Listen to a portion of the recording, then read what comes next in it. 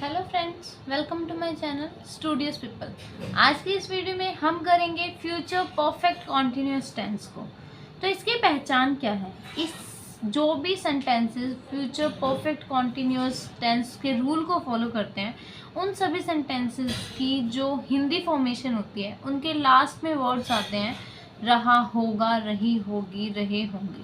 अब आप बोलेंगे ये सेम चीज़ तो हमने फ्यूचर कॉन्टिन्यूस में भी की थी, तो फ्यूचर परफेक्ट और परफेक्ट कॉन्टिन्यूस दोनों में क्या डिफरेंस क्या है फिर? तो दोनों ऑलमोस्ट सेम है, बस इनको डिफ्रेंशिएट किया जाता है इनके टाइम की वजह से। जो कॉन्टिन्यूस है उसमें कोई टाइम नहीं होता कि ये काम कितनी देर से हो रहा है या हो रहा होगा फ्यूचर के केस में। लेकिन जो परफेक्ट कॉन्टिन्यूस है उसमें रहा, होगा, रही, होगी ये तो होते ही है लास्ट के वर्ड्स, लेकिन उनके साथ साथ यहाँ पर कोई टाइम भी गिवन होता है। तो उसी टाइम से और इन वर्ड्स की एंडिंग से हमें अब पता लगता है कि ये फ्यूचर परफेक्ट कॉन्टिन्यूस टेंस का रूल इसमें फॉलो होगा। तो फर्स्ट ऑफ ऑल अगर अफर्मेटिव सेंटेंसेस की बात की जाए तो अफर्मेटिव सेंटेंसेस में इसका रूल होता है subject plus will plus have plus been, first form ing, since and for, and lastly एक ऑब्जेक्ट अटैच हो जाएगा। तो अगर मैं इसका एक सेंटेंस बोलूँ तो हम ये बोल सकते हैं जैसे कि वह 4 दिनों से खाना खा रहा होगा। तो यहाँ पर 4 दिन भी आ गए और रहा होगा ये भी आ गया, और ऊपर से रहा होगा तो ये फ्यूचर परफेक्ट कॉन्टिन्यूस टेंस बन जाएगा। तो he will have been eating food for 4 days, यानी कि 4 दिनों से। अगर आपको ये सिंस और फॉर में कोई भी आपको कंफ्यूजन है कि कहाँ पर सिंस यूज़ होता है, कहाँ पर फॉर यूज़ होता है, तो इसके लिए आप मेरी पुरानी वीडियोस देख सकते हैं। वहाँ पर मैंने 2 चीज़ें क्लियर की हुई है, एक तो ये सिंस और फॉर, और उसके अलावा बहुत से लोगों को इस चीज़ में भी कंफ्यूजन होती है कि जब वर्ड का मतलब क्या है, तो जब हम इंटेरोगेटिव का कोई भी सेंटेंस पूछते हैं जो इंटेरोगेटिव की फॉर्म में होता है, तो उस केस में हम हेल्पिंग वर्ब जो स्टार्टिंग में लगा देते हैं कि क्या तुमने खाना खाया, so did you eat.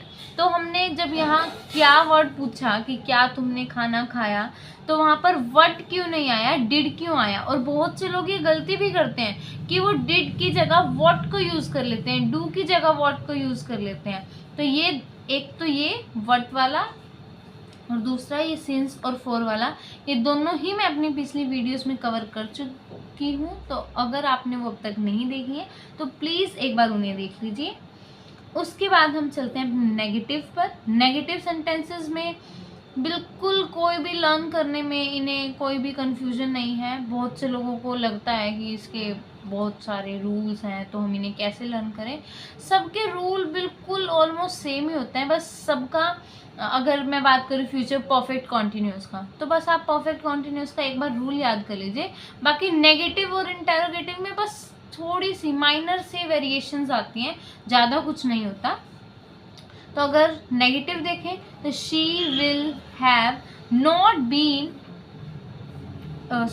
Subject plus will plus have not been, verb की first form since and for. तो इसमें बस एक वर्ड जुड़ा नॉट। तो ऊपर जो हमने सेंटेंस किया था he will have eating food for 4 days, तो इसको हम क्या बोल सकते हैं, he will not have been eating food for 4 days, कि वो 4 दिनों से खाना नहीं खा रहा होगा।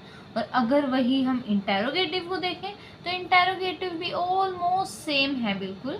उसमें बस हेल्पिंग वर्ब जो है हमारी विल, वो स्टार्टिंग में लग जाती है।